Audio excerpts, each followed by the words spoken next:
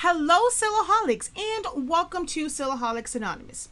If this is your first time here and you've never viewed any of my content, I do hope that you enjoy the contents of this video and will choose to hit the subscribe button as well as the notification bell so that you are notified whenever I release new content.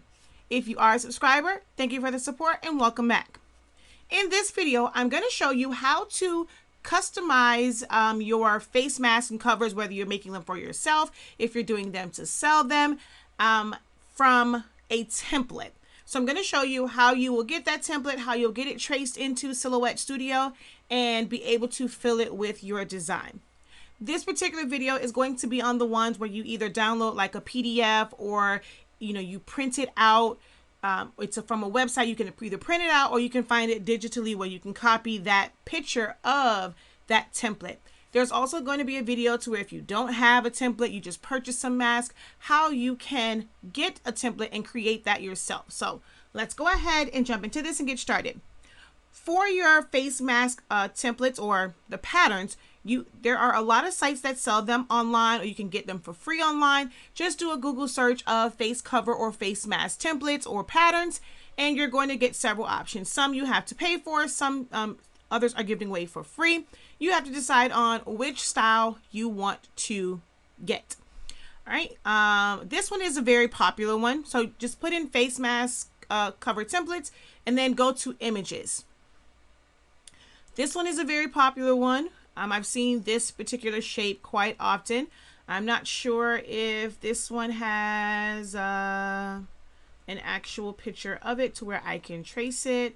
You have this one, but I don't know if that one, I have to go to a certain site to use that one. So let's kind of close out of that one. Let's see, DIY, how to make the cone. All right, so I think I can do this one. So we're going to right click and copy. I don't think that this is on a new site, so I don't think it's one where someone's selling this template. So I'm just going to right click on that one.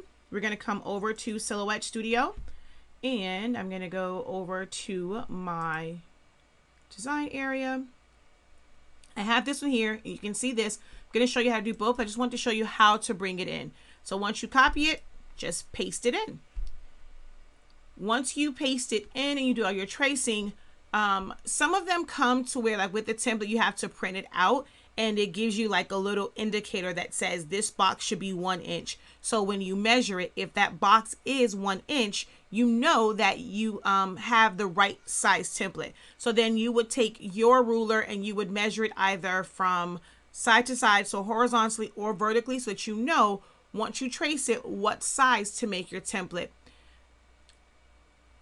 If they don't have like instructions like this. This particular one I chose because it tells you on here what the sizes should be and seam allowance and things like that. So 9.5 centimeters, although this is in centimeters, and I would have to convert that one. But I'm going to show you how to do this. So you're going to come over here to your trace panel, and that is the 5th one down. It looks like a little butterfly. You're going to go select trace area. This particular pattern does have a lot going on, but we're going to be able to get rid of those parts that we don't need. So you're going to put your box around it. Ideally, you just want to trace the black areas. So once it fills with yellow, you don't have to have everything covered in yellow, but the black areas that really form the outline and maybe even the seams so that you know where to limit your design, you want that part. So this is pretty good right here. I'm going to go ahead and hit trace.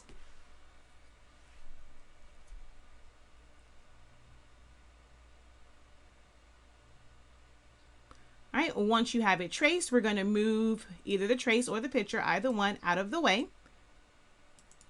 I always recommend that you fill things with color. It just makes it easier to select them once you release compound path. And you're going to right click and release compound path. Once you release compound path, you're going to click off. You're going to pick anywhere on here and just drag and select your mouse and just select that outer layer and that inside one. Once you do that, you're going to right click and weld. That's just going to weld those two together, so you don't have to worry about moving it away and deleting it and doing things like that. Just weld them together. Then you're going to select here and drag and select down, delete it. You don't need those. You have the original picture to show you what those measurements should be. You do not need that for the template part. So we're just going to drag and select over these areas and we're going to delete them. Just make sure that you don't select the actual mask. All right, once you have all the things on the outside deleted, you can then drag and select over the middle parts, like anything on the inside. Hold down Shift, click on the mask, and delete it, or the outline. We don't need this part because we don't want it to, we don't want that to fill in with color and things like that. So we're going to drag and select. And you may have to do this a couple times so that you don't select the stitching part. So hold down Shift, drag and select again, and just select those couple of letters in there. With Shift still held down, I think I'm missing one, I'm missing the dot. With Shift still held down, you can do the other parts as well. You don't have to do them one by one, all right? Or you can, do each section and just click on the outline and then delete that. So I have everything over there selected, and we're gonna come here. You see, I'm doing a couple different selections so that I don't go too deep and select or too far in and select the stitching. So now that I have all of those letters and numbers selected, we're gonna click on the outline. That's going to deselect it. Now I can hit delete on my keyboard and delete all those parts. I was missing a few, so let's just go back in here and grab those. And I'm missing one more right there.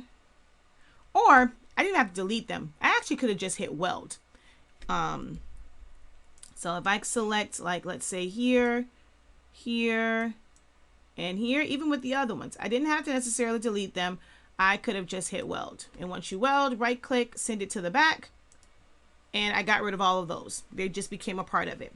Then you're going to drag and select over everything. Hold down Shift, click on the outline. Now you have just that stitching. You're going to right click and group. Make sure that your mouse is over one of the stitching and then group, or you can use the keyboard shortcut Control G on a PC, Command G on a Mac. You now have your template. That's free of all the other, items. You can now add your text to this. You can fill it with a pattern. You can, of course, you're going to duplicate it for the other side. So now that you have it, you can either duplicate it now or duplicate it once you fill it with the pattern, either or. But you're going to come over here to the replicate panel. It looks like a little bug with 4 legs. And you're going to click on that and you're going to mirror it to the right or left depending on which way your mask template is facing. Now you have both sides. The stitching there, or the seam allowance, lets you know where to not put major things. So if you're adding photographs or if you're adding pictures and or text, you want to stay away from these areas because that's going to be where you stitch the mask together. So anything within there, you're not going to see it. All right. So there's that one. I'm going to show it to you one more time. We're going to go ahead and, one last thing. Before you actually duplicate it, let's delete this one. Before you replicate it, should I say, you want to, again, make sure that it's sized to the right size. So we're going to group this side together. I thought I grouped it together before, but I guess I didn't. So Control G group. So this video is acting a little bit slow, so just bear with me. Hopefully it doesn't shut down so I can get through this video. All right, I don't know what's going on. So let's just group it. So let's say that for this total mask, it was only supposed to be 6 inches in height. You're going to close the lock, and for the height, you're going to make it 6. Once you have that, the length, the width will automatically adjust. Once you lock, it's going to automatically adjust and it will give you the size that it's supposed to be. Then you can go and mirror it to the right or left and begin to design. All right, I'm going to show it to you one more time with this pattern here because it has a few other things in it. So just want to show you different ways to drag and select various parts. So we're going to come over here again to our trace panel, select trace area, put the box around it. Don't have to go all the way to the bottom because we really don't need this part. And you're going to wait for that trace line to come up. The main thing is getting the black. We don't have to trace every part of it, all the different colors. The main part is the black. So you can see here, it did not pick up quite like the other one. We are going to have to adjust our threshold just a little bit. You're going to take your threshold up until all the edges or like the main parts of the black is masked in yellow. I'm going to go up a little bit more just so that I can really get those, the seam allowance. You're now going to trace.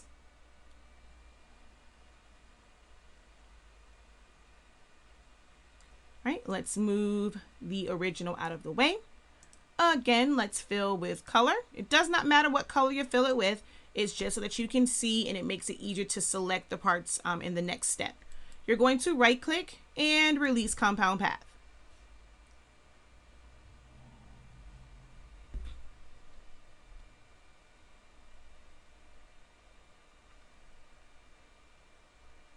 All right, we're going to click off. You're going to drag and select.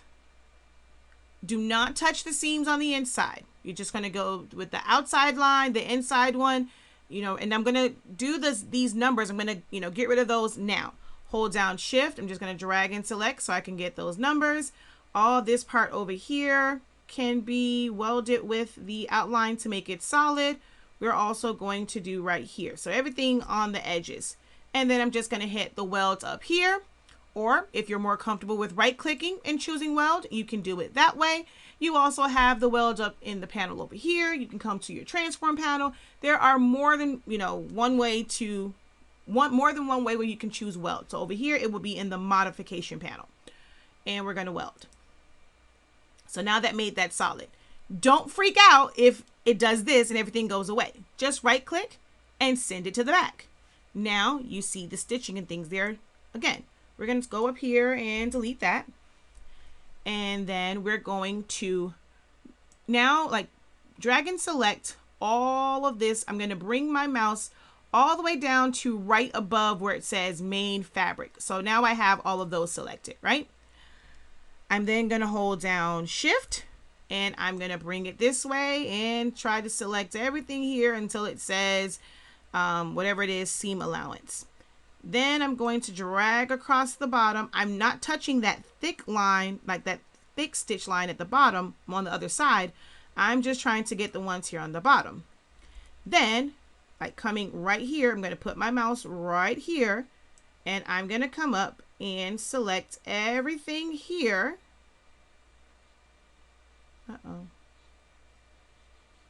And then I'm going to come from the top and try and get the rest of them. If you don't get all of them, it's fine because, as long as you have enough to where you know where the edging is, it's fine. Then we're going to hold down shift. Well, keep shift engaged. Click on the outline. In this case, it is better to use, in my opinion, to use the keyboard shortcuts because you don't have to try and get your mouse right over it. So again, Control G on a PC, Command G on a Mac. That's going to group all those little pieces together.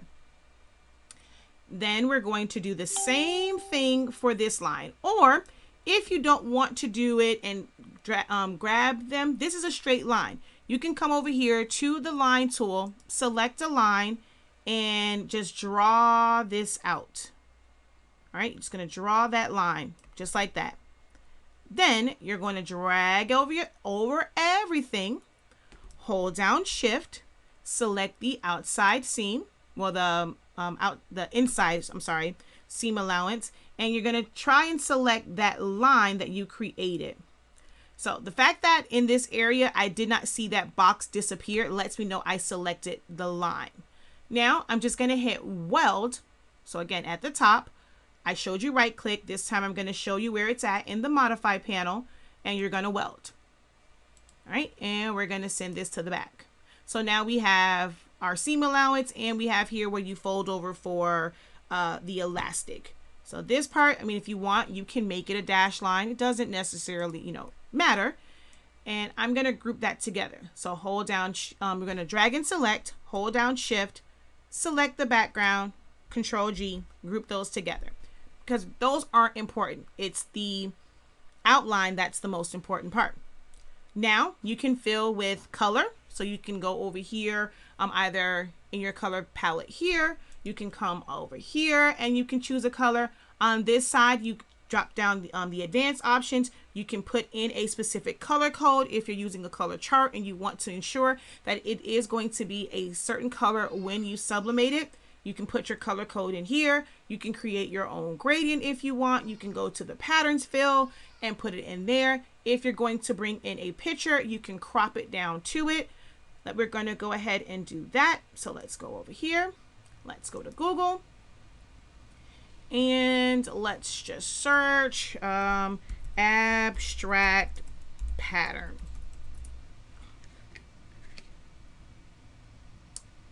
And let's see, which one do I want to use? I kind of like this one. Oh, I like the one that was next to it.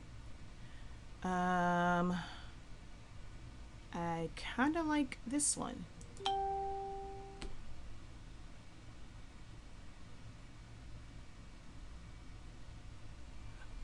Oh, and now that I've clicked on here, I like this one. So I'm going to click on that. And I'm going to right click and, oh, that's one that is for sale. I'm not, well, I guess that's like a, I'm not sure if that is a digital one that's for sale or an actual pattern, because that says $98.85. Now, if you want to do that, you definitely can. That's on you. I'm not going to try and do that. That one's cool, but that's from 123RF. I'm not going to mess around with that one. That's a mural. All right, let's just go all free downloads. Let's just go here and right click and choose copy image, bring it over to Silhouette Studio, right click and paste. You're then going to take that and size it bigger than your template. Oh, I'm sorry, I completely forgot. Once you have this traced out and you have your seam allowance, you have your outside, we want to do it exactly like we did the other one. We're going to group it together, and then you're going to come up here, make sure that it's locked, and whatever your directions say the height should be is what you want to make it. So again, if that height was supposed to be 5, we're going to take it down to 5. If it was supposed to be 6, you'll make it 6. But just make sure that it's locked and everything else will adjust. All right, I'm going to keep consistent with the other one. I'm just going to put 6. All right. And then we're going to put our pattern right over it. We're going to send it to the back. This one, if you grouped it together, make sure, to size it, make sure that you do ungroup it. Click off, click on the background, hold down Shift, click on the pattern, and crop. Oh, let's see if it will crop. A lot of times you have to make the pattern transparent. Let's see if it will crop with the pattern to it. Yeah, that one did it. Some patterns, and depending on how it is, you may have to make the template or the outline transparent first and then crop it. So now you have that. If you're going to add text, you can now add your text. You know where to keep it in at. If you're going to add a picture, let's see. Let's go and which one? Do I have any pictures that I can bring in that's already traced out? Let's see. File, merge. It's probably going to be a grad picture that I pull in. Let's go to desktop and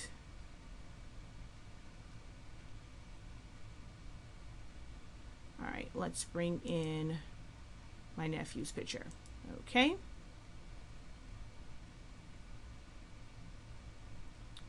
And let's figure out where that one went. There we go. We're going to pull this over here. You would size it down to where you wanted it to go. If it's going to go over the edge, remember, anything outside of that, like on the inside of that dotted line, you're not going to see, because once you stitch it and you fold it in, that's going to be on the inside. So just remember that. So once you have this here, let's say I kind of want his hat to come like right to the seam, like the top of his cap.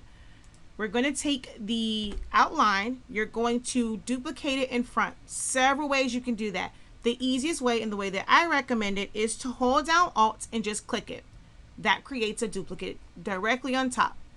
You're then going to make it no color, hold down Shift, select your image, and you're going to crop. If you have more than one image, you have to do that for each one of them. You can't do all of them at one time. This one, it just cropped off a little bit at the bottom.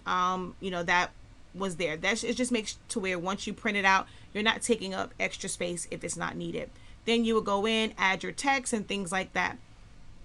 So hopefully this video was helpful in you figuring out how to use a pattern that it's either a PDF or it's one where it's drawn out like this, how to trace it to create your own custom face covers via sublimation. Someone did ask me whether or not you can do like Jet Pro 3G and things like that. The Jet Pro 3G one is a little bit stiff to me, but if it's something that's small, you just want to kind of cut and put a logo there, you can do that. The adhesive on the back of it is not toxic to breathe in, and once it's on there, it's not like it, you know, it just stays there where you're constantly going to be smelling the glue. You can put like Jet Pro 3G or the Easy Subli if you wanted to put heat transfer vinyl on it. If you wanted to put like glitter vinyl and sublimate that, you definitely can. The adhesive is not toxic, and you're going to end up putting an additional like interface and liner on it, so your the back of the mask where the adhesive is won't be directly on someone's face. So those options are safe to use as well. All right, so if you aren't subscribed, hopefully this video encouraged you to subscribe to the channel.